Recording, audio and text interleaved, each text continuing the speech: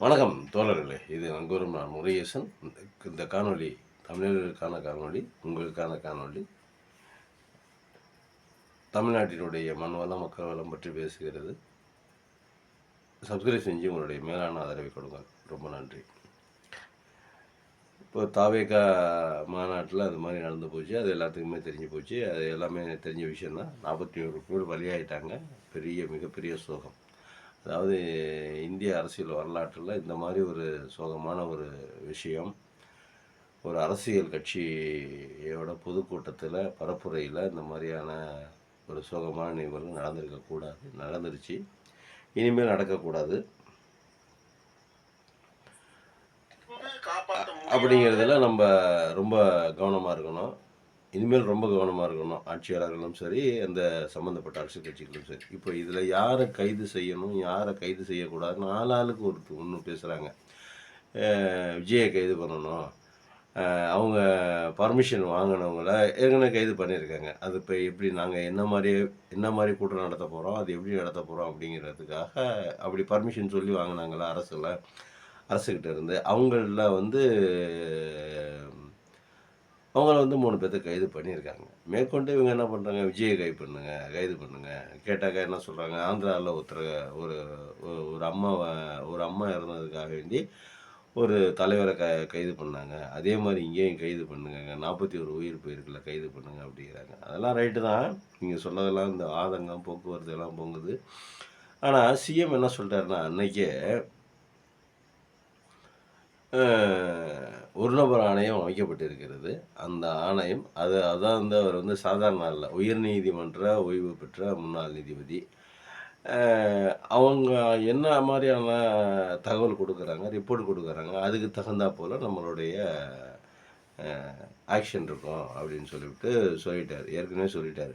ஆனால் இவங்க என்ன பண்ணுறாங்க, உடனே கைது பண்ணுன்னு சொல்கிறார். நம்மளுடைய தோழர் திரு சங்கத்தமிழன் அவர்கள் கூட ரொம்ப கொஞ்சம் கோபமாக பேசியிருக்காரு. எல்லாத்துக்கும் கோபம் தான் இருக்க தான் செய்யுது. ஏன்னா ஒரு உயிர் 2 உயிராக இருந்தால் பரவாயில்ல, இப்போ 41 உயிர் போயிடுச்சு.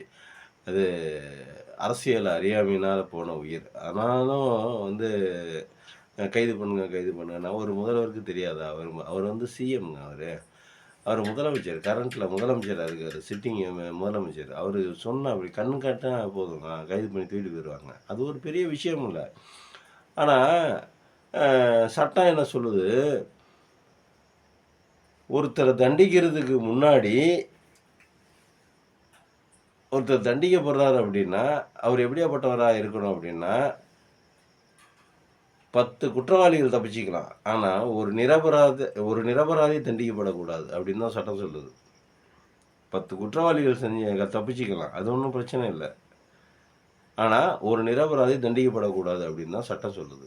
அதனால் சிஎம் கடைப்பிடிக்கிறார். எடுப்புக்கு இப்போ உங்களை மாதிரியெல்லாம் எல்லாருமே பேசிக்கிட்டே இருந்தோம்னு வச்சுக்கோங்களேன். இந்த மாதிரிலாம் பேசிக்கிட்டே இருந்தோம் அப்படின்னா ஒரு சிஎம் உங்களுக்கு இருக்கிற கோபம், நமக்கு இருக்கிற கோபமெல்லாம் அவருக்கு சிஎம்முக்கு வந்துச்சு அப்படின்னா ஒரு சொல்கிறதுக்கு ஒன்றும் ஒரு பெரிய விஷயம் இல்லை. கைது பண்ணுங்க அப்படின்னு கண்ணை கட்டினா போதும், கைது பண்ணி தூக்கி போட்டு உட்கார வச்சுருவாங்க. ஏதாவது ஒரு கேஸில் ஏதாவது ஒரு வழக்கை போட்டு, ஏதாவது ஒரு பின்னல் கூட போட்டு கைது பண்ணி தூக்கி உள்ளே வச்சுருவாங்க. அது ஒரு பெரிய விஷயம் இல்லை சிஎம்க்கு. இந்த நாட்டை ஆள்றவர் அவர் தாங்க. அதை மறந்துட்டு நிறைய பேர் பேசுகிறாங்க. சரி, அது கைது பண்ணிடணும், அவர் கைது பண்ண மாட்டாங்க, அவசரப்பட்டு கைது பண்ணக்கூடாது அப்படின்னு அவங்களும் எவ்வளோ பொறுமையாக இருக்காங்க. அவங்களுக்கு தெரியும், ஆட்சியாளருக்கு தெரியும் எங்கே பண்ணணும், எப்படி பண்ணணும், யாரை கைது பண்ணணும், எப்போ கைது பண்ணணும், இந்த விஷயங்கள் பூராவுமே அவங்களுக்கு தெரியும். அதனால் நம்ம கொஞ்சம் அவசரப்படாமல் இருப்போம். இங்கே ஒரு அண்ணன் ஒரு பயங்கரமான ஆள் பேசியிருக்காரு. அவர் என்ன பேசியிருக்காரு அப்படின்னா, சோசியல் மீடியாவில் சிலர் பரப்புற வதந்திகளையும் பொய் செய்திகளையும் பார்த்துட்டு தான் இருக்கேன். எந்த ஒரு அரசியல் கட்சி தலைவரும் தன்னோட தொண்டர்களும் அப்பாவி பொதுமக்களும் இறக்கிறத எப்பொழுதும் விரும்ப மாட்டாங்க. இந்த சம்பவத்தில் தெளிவாக சொல்கிறார். ஒரு அரசியல் கட்சி தலைவன் பிரச்சாரத்துக்கு போகிறான், ஒரு பரப்புரை பண்ணுறான் அப்படிங்கும்போது அவங்க அவர் 41 பேரை கொல்லணும்னு எந்த அரசியல் கட்சி தலைவர்னு நினைப்பானா? நம்ம பிரச்சாரம் பண்ணணும், நம்மளுடைய பிரச்சாரம் மக்களில் ரீச் ஆகணும், அதை நிறைய மக்கள் பார்க்கணும், அந்த பார்க்குறதுக்கு நிறைய பேர் வரணும், நம்ம ஜெயிக்கணும். நம்ம வந்து தேர்தல்ல ஜெயிக்கணும். இதுதான் வந்து ஒரு அரசியல் கட்சி தலைவர் நினைப்பாரே ஒழிய, மற்றபடி நம்ம பிரச்சாரத்துக்கு போணும், தள்ளுமுள்ளு ஏற்படணும், 40 பேர் சாவணும் அப்படிங்கிற எண்ணமெல்லாம் எந்த தலைவருக்கும் இல்ல. அப்படின்னு சொல்லிட்டு தெளிவா சொல்றாருங்க சிஎம். ஏன் இவரு காழ்ப்புணர்ச்சியில கூட விஜய் மேல கூட குறை சொல்லலாம்ல. இல்ல. இவரு 50 வருஷமா அரசியல் ட்ரெய்னிங் எடுத்துட்டு வந்து சிஎம் உட்காந்துருக்காரு. இங்க நம்ம யாரும் அவருக்கு புத்தி சொல்ல வேண்டியதில்ல. அவருக்கு தெரியும் என்ன பண்ணணும்னு. ஆனா, அதுக்கு ரிப்ளையா ஒருத்தர் பண்ணியிருக்காரு பாருங்க. பேசியிருக்காரு பாருங்க. ஆனா, இவரு வந்து ரொம்ப பெரிய புத்திசாலி. பயங்கரமான அறிவுஜீவி. இவரு வந்து பார்த்தீங்கன்னா, எப்படியாப்பட்ட ஆள் தெரியுங்களா? இவர் வந்து இவர மாரி வேற ஒரு ஆள பார்க்க முடியல பாருங்க. கட்சி சார்ந்தவர்களாக இருந்தாலும் என்னை பொறுத்த வரைக்கும் அவங்க நம்மோட தமிழ் உறவுகள்.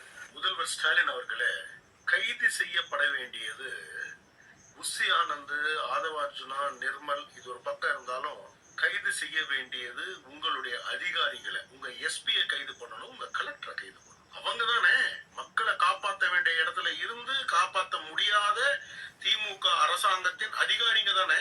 அவங்கள தானே கைது பண்ணணும். இன்னும் ஒரு படி போய் சொல்லணும். எஸ்பியை கைது பண்ணணும். மாவட்ட ஆட்சித்தலைவரை கைது பண்ணணும். அவங்க பாதுகாப்பு யார் யார் அதுக்கு அத்தாரிட்டி ஆஃபீஸர் அவங்கள போல கைது பண்ணணும் அப்படிங்கிறார். ரைட்டு உண்மைதான். அவங்க என்ன பண்ணாங்க? அவங்க பண்ணின காரியம் என்ன? அரசியல் கட்சியிலிருந்து கேட்குறாங்க. பர்மிஷன் கேட்குறாங்க. குடுக்குறாங்க.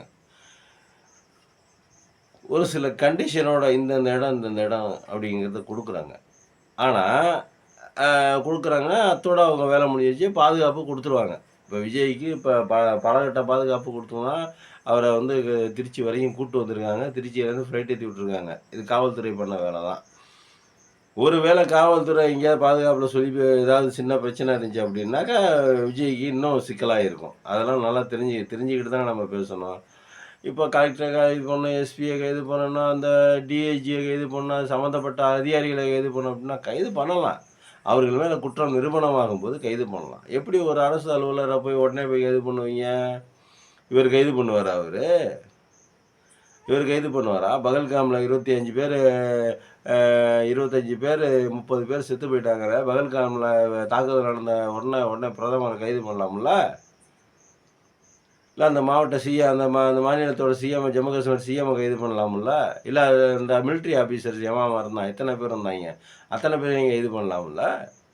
அண்ணா என்னண்ணே கொஞ்சம் கூட பு புத்திசாலித்தனமாக பேசணும்னு பார்த்தா இந்த மாதிரி பேசுதா? இங்கே பாருங்கண்ணே, நீங்கள் வந்து யாரை கைது பண்ணுங்கிறீங்க?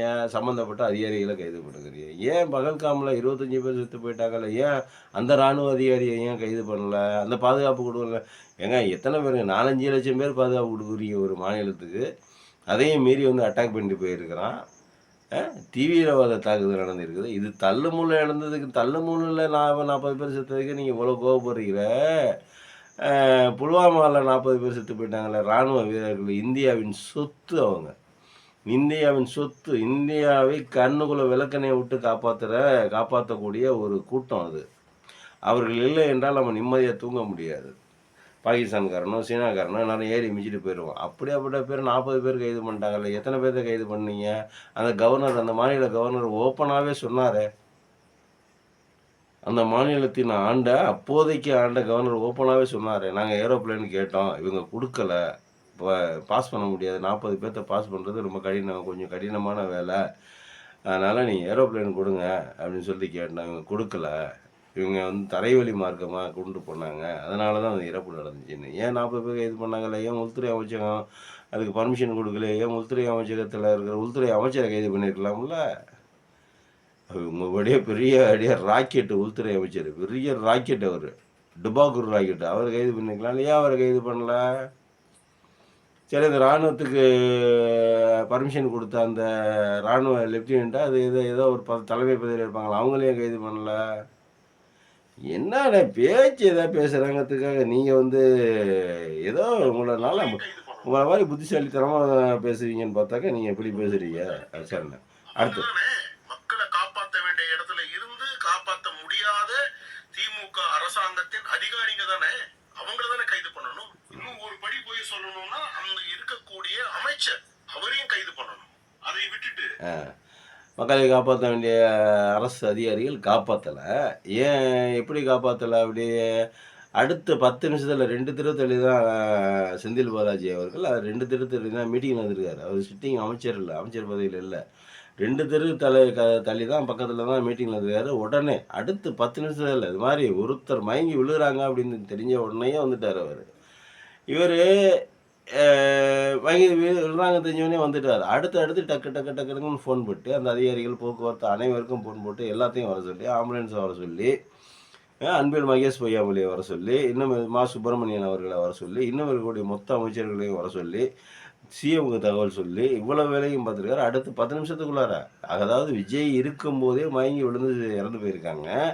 அவங்க மேலே ஏறி நின்று தான் மக்கள் கூட்டத்தையே ரசிச்சிருக்காங்க. ஏறி விஜயவை ரசித்து பார்த்துட்டு இருந்திருக்காங்க. அப்போது அரசு அரசு இயந்திரம் எங்கே குரல் விட்டுச்சு? எங்கே செய்யலை?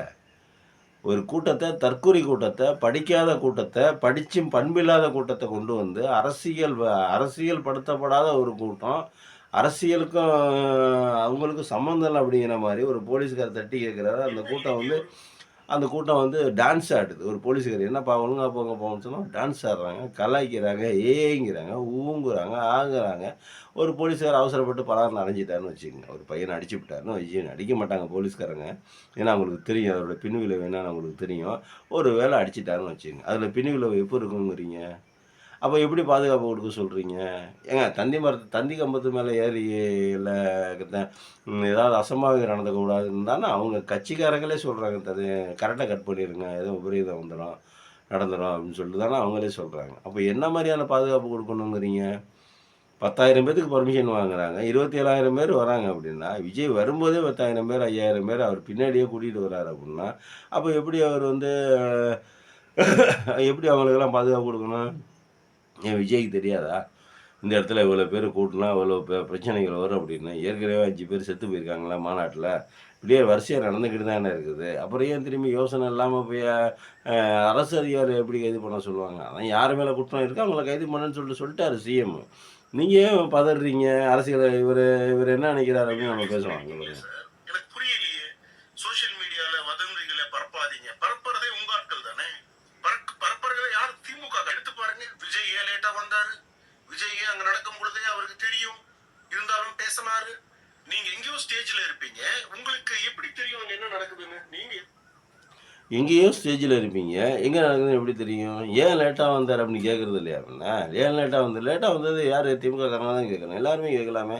8:30 மணிக்கு பர்மிஷன் கொடுத்துட்டு ஏன்டா பரதேசி 10:30 மணி 2 மணிக்கு வரேன்னு சொல்லி கேட்குறதுல என்ன தப்பு? 8:30 மணிக்கு கூட்டத்தில் பேசுகிறேன்னு சொல்லிவிட்டு 8:30 மணிக்கு சென்னையிலேருந்து கிளம்புனா என்ன தப்பு? அப்போ இதுக்கு யார் பொறுப்பு இருக்கிறது? அப்புறம் நடந்தது அந்த நேரம் அதிகரிச்சு, அந்த டிஸ்டன்ஸ் தானே, டைமிங் தானே அந்த கூட்டம் இறக்குறதுக்கான காரணம். இவர் எப்படி பேசுகிறாரு இப்படி? அப்புறம் திமுககாரங்க சொல்லாமல் என்ன பண்ணுவாங்க? திமுககாரங்களே சொல்கிறாங்க, அது பேர் வதந்தி இல்லை, அதுக்கு பேர் வதந்தி இல்லை. அதாவது ஏன் லேட்டாக வந்தேன்னு கேட்கறதுக்கு வதந்தி இல்லை, இல்லாத ஒன்றை சொல்கிறதுக்கு பிறந்த வதந்தினா என்னன்னு தெரியுமா? அதை மூலையே தெரிஞ்சுங்கண்ணே. அமரபிரசாத்தண்ணே, அதை மூலம் தெரிஞ்சுங்க. வதந்தினா என்ன அப்படின்னா, இல்லாத ஒன்றை பரப்புவது, தேவையில்லாத ஒன்றை பரப்புவது. இப்போ விஜய் கட்சிக்காரங்க குண்டு வச்சு கொண்டு விட்டாங்க அப்படின்னா அதுக்கு பேர் வதந்தி. விஜய் கட்சிக்காரங்க வெட்டி கொண்டு விட்டாங்க அப்படின்னா அதுக்கு பேர் வதந்தி. இல்லை விஜயே இறங்கி ஆளை வச்சு எல்லாத்தையும் அடித்து கொண்டு விட்டாரு, 40 பேர்த்தையும் அடித்து கொண்டு விட்டாரு அப்படின்னு சொன்னால் வதந்தி. லேட்டாக ஏன் வந்தங்கிறது வதந்தி இல்லைண்ணே. என்னண்ணே அரசியல் கட்சி தலைவராக இருக்கிற நீ ஒரு பெரிய 20,000 புக்கு படித்த புண்ணாக்குக்கு நீ இப்போ புறம்போக்குங்கிற அல்லகையாக இருக்கிற, இது தெரியாத? வதந்தின்னா என்ன, உண்மைன்னா என்னன்னு தெரியாதா? லேட்டாக வந்தது உண்மை தானே, எல்லாத்துக்கும் தெரியும் தானே. என்ன நீ ஏன் நல்லா யோசிச்சு பாருண்ணே. என்னண்ணே போனேன் இப்படியெல்லாம் பேசுனா எப்படி? என்ன இருங்கண்ணே, என்னென்ன பேசியிருக்கீங்க, என்ன பார்ப்போனேன். ஆமாம் ஆமாம்.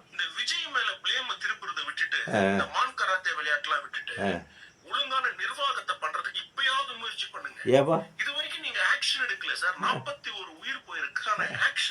அட்டேங்கப்பா.